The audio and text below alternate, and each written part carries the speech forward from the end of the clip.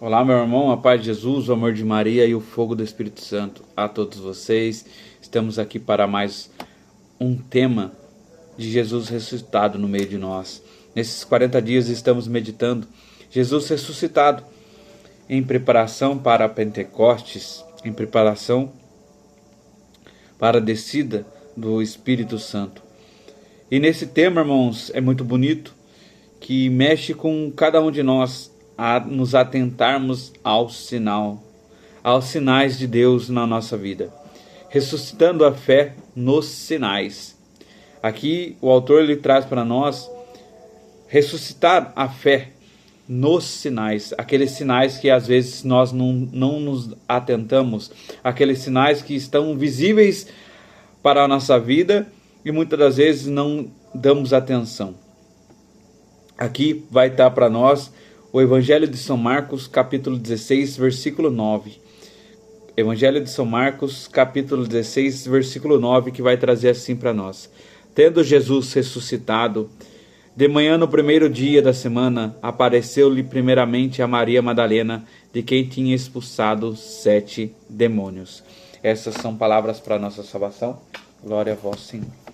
Irmãos, aqui o autor ele vai trazer para nós assim: 3 anos da vida pública de Jesus, vamos encontrar 17 vezes na Bíblia relatando que Jesus se afastou e foi orar. Concluímos que as principais atitudes de Jesus foram tomadas após um processo de oração. Foi desta forma que escolheu os 12 apóstolos. Após uma noite de oração e com critério para compor o colégio apostólico. Caminharam com Jesus 3 anos, dormiram, acordaram junto. Presenciaram cada pregação, cada milagre, viram os sinais expulsando os demônios. Durante todo o tempo, Jesus lhe mostrou o projeto do Pai na teoria e na prática e fez questão de afirmar o tempo inteiro que fazia parte daquele projeto de morrer e ressuscitar. Jesus, nesses 40 dias ressuscitado entre eles, e cada vez que apareceu aos discípulos, então com medo, preocupados, não o reconheceram, não acreditaram e chegaram até achar que era um fantasma. Alguém conseguiu explicar isto? A minha pergunta deve ser a mesma de Jesus, que hoje aparece num tom mais bravo. Jesus disse-lhe que apareceu a Maria Madalena, mandou que contasse a eles, mas não creram. Depois apareceu para 2 discípulos pelos caminhos, mandou que contasse e eles também não acreditaram. Agora vem pessoalmente, sentando à mesa, censurou-lhes a incredulidade e a dureza do coração por não teres acreditado nos sinais, nos recados que foram enviados. A palavra censura no dicionário traz a conotação de correção, de exortação. Assim também somos nós. Jesus precisa ressuscitar entre nós a fé nos sinais que são dados a cada um de nós. Deus é comunicador por natureza. Falou pelos profetas, pelos reis, pelos sacerdotes, pela palavra, por seu Filho, pela igreja, através do Espírito Santo. Deus fala a todo momento e nós, muitas das vezes, não estamos atentos a esses sinais. Pelos anjos, da mesma, mandando sinais, está gritando e só não escuta quem não quer. Sua vida pública, Jesus havia feito alguns desabafos que querem sinais, mas não acreditam no Pai. No Evangelho de São Mateus, capítulo 16, versículo 4. Ó geração incrédula, vocês pedem sinais, mas não será dado outro sinal além de Jonas. Aquele personagem bíblico que deveria ir a Nínive, pagando pelo caminho inverso, foi a Tarsis, colocando pelo Senhor no ventre de uma baleia e vomitado no lugar correto. Quantas pessoas não querem saber a vontade de Deus? Parece que o desejo de fazer a própria vontade deixa cegas e surdas para o entendimento da resposta. Outro desabafo de Jesus foi no Evangelho de São Mateus, capítulo 24. Jesus diz aos seus discípulos: acordam na manhã e sabem que vai chover, quando vai fazer frio, mas não são capazes de ler os sinais do Pai. Parece dizer que entendemos de meteorologia, mas não temos visão espiritual para receber os sinais que é o Pai agora precisa escrever nas nuvens. Deus não trabalha com improviso. A Bíblia diz que os pensamentos de Deus são insondáveis. Nós não conseguimos saber os planejamentos de Deus, mas isso não significa que as coisas são decididas na hora. no estado de graça, tudo está condicionado a um planejamento, uma ordem espiritual. Por isso que a Bíblia diz em Coríntios 1, capítulo 2, versículo 9, que os olhos não viram, nem os ouvidos ouviram, nem a mente humana imaginou aquilo que preparou para aqueles que o amam. Por isso Jesus disse que ninguém coloca remendo em uma roupa velha. Uma forma de dizer gosto de gambiarras, remendos, improvisos não fazem parte do universo de Deus. A Virgem Maria não chegou aos pés da cruz surpreendida ou a apresentar o menino recém-nascido ao sacerdote Simeão. Já havia dito que uma espada de dor transpassaria sua alma. Então, nós vemos aqui, o autor é muito sábio em falar que Nossa Senhora aos pés da cruz, ela já sabia, porque uma espada de dor transpassaria sua alma. Nós vemos aqui, ela já chegou sabendo de todos. Também, antes da morte, Jesus apontou para o templo e disse aos sábios doutores que destruiria aquele templo e reergueria em 3 dias. Cantamos várias vezes no tempo pascal o Salmo 118, que diz que a pedra que os pedreiros rejeitaram se tornou a pedra angular, no qual todo edifício é fundado. Nós convencemos, portanto, que o mundo espiritual é recheado de sinais para nos dizer que algo Deus pode se revelar através de sonhos, visões, mandados, até mesmo dos seus profetas, usando boca de pessoas que nunca vimos, utilizando de anjos. Deus, para dar sinais, abre portas, faz milagres inesperados diante dos nossos olhos, concede-nos livramentos em momentos conturbados, usa as aparições de Nossa Senhora, dos místicos e dos santos. No livro do Apocalipse, capítulo 3, versículo 7, Jesus apresenta como aquele que abre a porta e ninguém fecha, e que fecha e ninguém abre. Quase não vimos falar nesses dias sobre isto, um Deus que fecha portas. Olha que lindo isso. Ninguém prega isso, que é um Deus que fecha portas. Quase não ouvimos falar disso. Nem sempre as coisas que estão dando errado em nossa vida, por motivos de inveja dos outros, ações do demônio, para roubar a nossa graça. Pode ser que o Senhor feche aquela porta para que você não entre. Na prática, não entendemos isso. Às vezes as pessoas demitidas da empresa, porque Deus tem um livramento para ela, que pode ser um campo profissional ou não. Talvez seja para preservar o casamento ou a sua família, pois Deus sabe tudo. Foi Ele quem fechou a porta ou não? Ele desejou retirar as pessoas daquele lugar. Neste caso, a demissão tem um propósito. Durante um relacionamento doentio, o Senhor vai dando recados que estão em uma boa pessoa para você. Um alerta para interromper enquanto ainda dá tempo.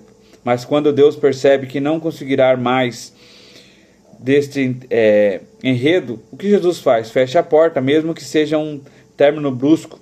Alguns relatam tudo isso em nome do amor platônico e insiste ao retorno do relacionamento. Deus ama tanto que soube que esta relação vai nos destruir, vai enviar centenas de sinais, sempre respeitando a nossa liberdade, é claro, fechando portas para o nosso bem. Ele pode fechar portas, arrancar pessoas da nossa vida, mudar de lugar, de cidade, até mesmo de país, em prol do plano da salvação. Você precisa aceitar os sinais nos olhos espirituais, precisa se abrir. Muitas pessoas são tementes a Deus, mas andam cegas espiritualmente, sofrendo pelas escolhas que fizeram. Talvez se pergunta por que as portas não se abrem. Pode ser um sinal que você está batendo na porta errada. Quando eu entendi isso na minha juventude, ao conhecer Jesus ressuscitado, no temor de não entrar na porta certa, eu tive uma reunião com Deus e disse que eu era de novo na idade e no caminho da fé, que mesmo sabendo que Ele respeitava a minha liberdade, que eu não queria ter direito de escolha, para não correr risco. Então disse-lhe que tinha toda a autonomia de fechar portas e deixar abertas somente o que Ele quisesse. Digo, nestes 26 anos de caminhada intensas com Jesus, errei poucas vezes na minha vida, porque mesmo sendo um homem de oração, falei para Jesus que não abria a mão da minha liberdade, pois tenho medo de errar. Aqui o autor ele vai trazer para nós as portas, e ele confia tanto no Senhor que ele deu livre acesso a Deus em fechar portas da vida dele. Muitas das pessoas têm falado, né, por que não acontece aquilo comigo? Por que isso está acontecendo? Parece que todas as portas, tudo está dando errado na minha vida. Você já parou para pensar que pode ser um sinal de Deus na sua vida? Você já parou para pensar, num relacionamento não dá certo, mas será que não é um sinal de Deus para que você, nas suas escolhas, nossa, eu não consigo isso, não consigo aquilo. Será que você não parou para analisar que às vezes pode ser sinal de Deus que não é naquele caminho? Muitas das pessoas me perguntam, né? Como que eu sei a vontade de Deus? Irmãos, concordo que às vezes é difícil nós sabermos realmente a vontade de Deus, porque Ele não chega e fala para nós. Mas quando estamos no caminho certo, as portas vão se abrindo. Parece que os sinais do semáforo vão ficando todos verdes para nós. E quando nós chegamos numa rua que não é para entrar, o sinal fica vermelho. Não é por ali, é por aqui. Então, irmãos, quando você estiver numa caminhada, querendo saber a resposta de Deus, entregue seu caminho e deixe que esses semáforos vai guiando os seus caminhos. Vai guiando aonde você deve ir. Você tem clamado a Deus somente aquilo que é bom, mas às vezes Deus fecha portas. O que me chama a atenção quando o autor traz aqui, na confiança dos sinais, é perceber sinais. O Senhor envia profetas, envia pessoas, envia anjos. Ele mesmo aparece, Ele mesmo dá sinais. Ele envia nas aparições de Nossa Senhora todos os sinais para nós seguirmos o caminho correto. E, irmãos, nós temos a ciência que o Espírito Santo está dentro de nós. Nós temos a ciência que está, mas às vezes não nos comunicamos, não temos a ação dele dentro de nós. Muitas das vezes nós sabemos que estamos fazendo errado. Muitas das vezes nós temos aquele conceito dentro de nós. Nossa, se eu fizer isso eu acho que vai dar errado. Irmão, é o Senhor já falando com você espiritualmente e você insiste, vai lá e faz. A palavra em Romanos vai falar que tudo ocorre para o bem daqueles que amam a Deus. Se você ama a Deus, irmãos, até as coisas que dão errado, pode ser e é um sinal de Deus. Deus, Ele também fecha portas. A palavra foi bem clara aqui para nós. E muitas das portas que você tem batido está fechada porque não é aquela. Então procure a porta correta. Ande nos caminhos que o sinal está aberto. Esse foi o discernimento que Deus deu para mim disto. Os sinais, irmãos. Procurais os sinais. Conhecemos um grande santo do doutor da igreja chamado Santo Inácio de Loyola, que disse que de todo mal Deus tira um bem maior. Isso está em Gênesis capítulo 50, versículo 20. Que de todo mal Deus tira um bem maior.